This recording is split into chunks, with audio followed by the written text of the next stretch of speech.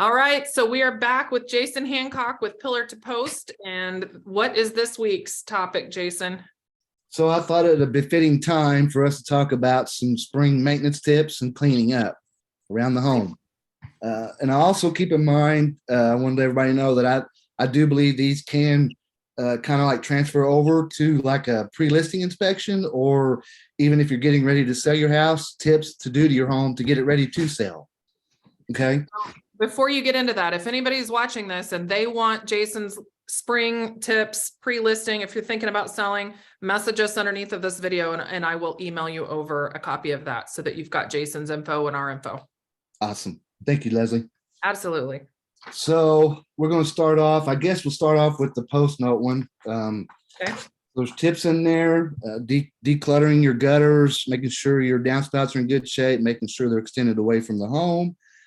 Check your pantry, take out anything that's been expired for the last year, clean shelves, clean your corners of the home that have not been looked at or touched in a year. You got to remember, dust obviously can create allergies. Yep. And it also can be damaging to your home. If you got like hardwood floors and your couch hasn't been moved in a year, all that dust that collects underneath there can and will absorb the moisture out of your wood and damage it. So dusting is very important. Throw out your old pillows, get rid of some of those, get some new ones, dust and vacuum your blinds, clean the windows. Probably a good time to have your fireplace cleaned or looked at and checked. And of course, clean the windows and then plant you some new plants in the window area, wherever you keep them, just to give your home a nice little homey touch. Yep. And of course, if you have a swimming pool, this is the time of the year to get it ready to go. Whether you do it yourself or call somebody, get it uncovered, get your water balance right, get it cleaned up, ready to go. Obviously, you want to look at your trees, make sure there's none touching the roof, get them branches cut off of it so they're not damaging the roof cover. Irrigation system, probably another area you want to have somebody come out and check it, make sure it's working if you don't do it yourself already. And on the pool, let's talk about the pool and let's talk about the sprinkler system. Okay. I think that if you're going to be listing your house, or if we're out on a listing appointment as agents, I think that we need to be recommending that they hire someone to open those, because then they're going to have some kind of information that it's working properly that we can share with the consumers. So this is where my binder comes in when I do home inspection that you get. This is a great place to keep all this documentation so that you have records of everything that you've done to the home in one place that you can present to the next buyer and look and tell them, look, hey, I've done this. I've kept up with it. It's been 3 years now. You can see I've got records on it. Yeah. So yeah, this is good things to have and keep. Don't just, okay, this come out of the checkbook. It was this much, throw the receipt away, forget about it. Keep that document in a folder somewhere. I know it can be a pain in the butt, but it is excellent documentation to prove that you have taken care of your home for however long you've been there. Yeah, and those can be left out during showings. They can be left for the home inspectors so that they can better assess the house. Yeah, and don't forget, I think I skipped over it, caulking and paint. If you see some trim of windows that have a little crack in it, now's the time to do it. I keep telling everybody, a 1/4-inch crack in your caulking can cost you thousands of dollars in a couple of years, literally. It's best to get that caulked and painted now before it does create any further damage. Yep. We just had a client call a past client, that their window is leaking and it was caulking related. Mm-hmm. And it's leaking inside their house. $6 tube of caulking can save a whole lot. Can't stress that enough. Seems to be one of the basic areas that people, I don't know whether they ignore it or don't think it's that big of a deal, but it is. Yep. So. Agreed. And what else did you want to talk about? Swimming pool and irrigation system? Well, I think just having them professionally opened so that you have some kind of report documentation on what they're like. Mm-hmm. Yeah.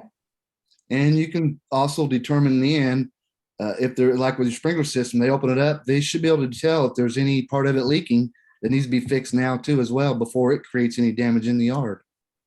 And then the seller can replace the heads. They're not hard to replace, and they can do that instead of waiting for the home inspection. And then the company says, you know, have a licensed irrigation company go out and do that. So that way they're already fixed because you already know opening them up before you list your house that they needed done. You can do them yourself, and then they're re-inspected from the buyer's inspector.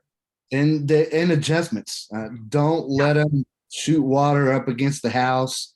I prefer not even to shoot against the fence. Just make them shoot out into the yard where the grass is at. Right. Yeah. So did I miss anything? Y'all got any tips on home cleaning maintenance? No, I was reading through the rest of the stuff that's on this post note. Oh yeah, there's some other stuff on there.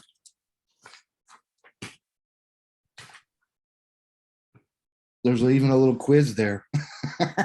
I think taking a lap around your house, and if you see any low spots, definitely tossing some dirt up around it and getting those gutters and downspouts away, because we're getting ready to go into rainy season, and that's all going to cause problems, whether that's your brick cracking, water being in your foundation and your crawl space or in your basements, things like that. I mean, it's an ounce secure. I mean, just like the caulking stuff, dirt's so easy to bring in and do compared to foundation issues or brick issues, because those things add up in a hurry.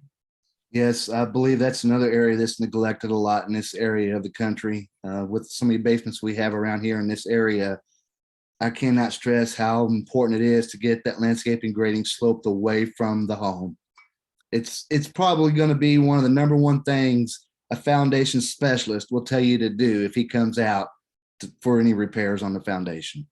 Well, and something else let's bring up, you were talking about doing landscaping. I know we've had this at several different of our home inspections. People want to spruce things up before they're getting ready to list their house, or just, you know, during spring and they're planting things, and they put all of those pavers around, which builds it up. And it basically creates a trough. So every time that it rains, it goes right into that section, and then all those pavers hold the water in right there at your foundation. And it's the same with your mulch. A lot of people will just put a bunch of mulch on there and make it look pretty, but what you don't take into account is the ground surface is underneath that. And of course, your mulch is going to hold water itself once it rains, which is just going to put moisture in that area longer, which makes it more susceptible to having foundation issues or water in the basement. Yeah. You know, I've known some inspectors that will actually call it out as negative drainage and call it out to get fixed. And I don't do that just because it is not visually seen. I call it out to ensure that it gets done, and that it is a limitation that there is landscape covering there and mulch that probably should be pulled back. Check the ground surface, make sure it's built up, and then put your mulch back down. Yep. And don't make it too high on the home. You don't want the mulch or ground surface touching your wall surface. That's too high. So good tips. Absolutely. I mean, all of that stuff is super important for springtime and rain and all of that stuff that we're getting ready to encounter. Spring maintenance, and maybe getting the home ready for a sale. Yep, absolutely. So anybody else have any questions or things that they can think of to share? I have a question. Okay. Jason, you said that you don't want the topsoil or the mulch to hit your wall. Are you talking once it gets to like the siding, or anything below the siding, like where the concrete is okay, right? Right. Yeah. You just don't want it touching your wall surface, whether Okay. that's wood or whatever. It should be below that. And then, of course, you got to take into account too, we do have homes around here with crawl spaces, and you really don't want dirt around your venting of the crawl space either. And that's why a lot of window wells are dug out anymore, and then they put a cover on it on some of the older homes to keep the dirt and water out of the window. Because over the years, the earth has changed and maybe has risen a little, or the house has shifted, whatever's happened. And now you've got a ground surface that's at mid-level of the basement window or a crawl space window. People may have added dirt over the years to it. In those cases, you're gonna have to dig out around that window and put you in like a small window well with a cover to keep dirt and water out of there. One of the things that most people don't think about is when their dirt is too high on their house, termites, that's where they live. And especially if it's low spaces even, because they want moisture. That's Mhm. really their thing. So it's gonna cause termites. Which also goes back to the mulch. It keeps that ground there moist longer. And that's what they love. Right. Right, Leslie. Very correct. Now, I'm not a big fan of flower beds and all that in the front. I don't mind a few flowers or bushes, but mulching and all that is not a good idea, in my opinion. It's not. Well, it definitely keeps it wetter up there. I would even like to see what Leslie does a lot and pour a little concrete pad all the way around it. I mean, if you want to go a little further, I mean, you could make little holes in the concrete, create you like a little flower bed for like a rose bush or something right there. But that would be okay because it's not going to be holding a lot of moisture all the time with mulch and other flowers and bushes there. Well, and something else we can even bring up and tag on to, like your rose bushes and some other bushes and stuff that people are planting. You need to make sure that they're trimmed off of the house because they're going to hold moisture up against the siding when the leaves and the foliage are right there on the siding for all the same Or reasons. as the wind moves them around, they're going to scratch and tear up the surface of your wall. Yep. And they're just going to hold moisture there too that could cause damage to the siding. And again, with termites. Bugs. Yeah. Termites. Yeah.